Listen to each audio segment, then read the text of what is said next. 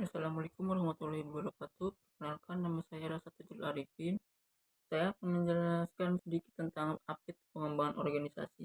Pengembangan organisasi dapat diartikan dengan berbagai macam pendapat dan beragam dari pada pendapat para ahli. Pengembangan organisasi merupakan suatu usaha atau upaya yang terprogram dan terencana yang dapat dilakukan pada tingkat organisasi yang membantu setiap organisasi untuk membangun kualitas, kuantitas, dan kapasitas organisasi untuk selalu berubah dan berkembang dengan cara meningkat, mengembangkan, dan memperkuat strategi dan proses kerja serta struktur organisasi.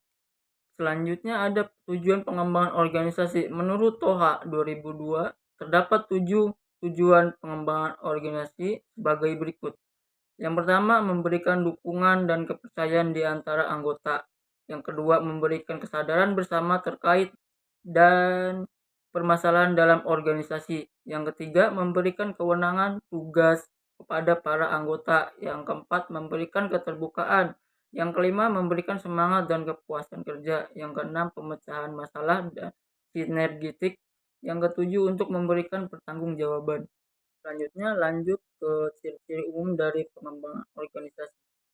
Menurut pendapat Kenneth dan Gary yang dikutip oleh Oikijat, ada terlima ciri-ciri umum. Yang pertama, pengembangan organisasi merupakan suatu proses yang terus-menerus tanpa berhenti. Yang kedua, mengembangkan organisasi, memandang organisasi dari sudut ancaman atau pendekatan sistem. Yang ketiga, pengembangan organisasi dibantu manajemen puncak. Yang keempat, pengembangan organisasi dimaksudkan untuk meningkatkan kemampuan kesehatan organisasi. Yang kelima, pengembangan organisasi merupakan suatu proses yang terus-menerus tanpa berhenti. Oke, lanjut ke proses-proses pengembangan organisasi. Ada 5. Yang pertama, identifikasi dan definisi masalah. Yang kedua, pengumpulan data. Yang ketiga, diagnosis. 4, perencana. Dan 5, evaluasi dan feedback. Terus lanjut ke ada 5 fase pengembangan organisasi. Yang pertama, mengadakan deteksi masalah. Yang kedua, menemukan diagnosis. Yang ketiga, penyelarasan. Yang keempat, merancang intervensi dan memimpin perubahan. Dan yang kelima, mengadakan evaluasi. Selanjutnya, ada arah pengembangan organisasi di masa depan. Pada proses pelaksanaannya, pengembangan organisasi memerlukan arah dan agenda di masa depan. Berbagai teknik, model, dan pendekatan yang baru terus mengembangkan dalam pengembangan organisasi saat ini.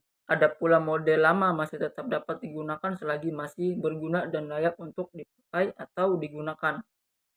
Terus menurut pendapat Siagian 2017 mengemukakan bahwa agar tangguh memainkan perannya yang semakin penting itu pada teoritisi dan praktisi pengembangan organisasi perlu mengenali berbagai kecenderungan ke arah mana pengembangan organisasi akan bergerak di masa depan.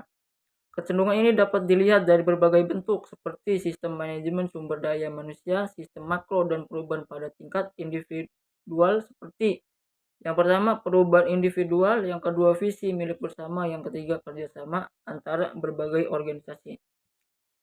Ya, jadi sekian gitu aja. Mohon maaf bila ada salah atau kata yang disengaja kan tidak sengaja.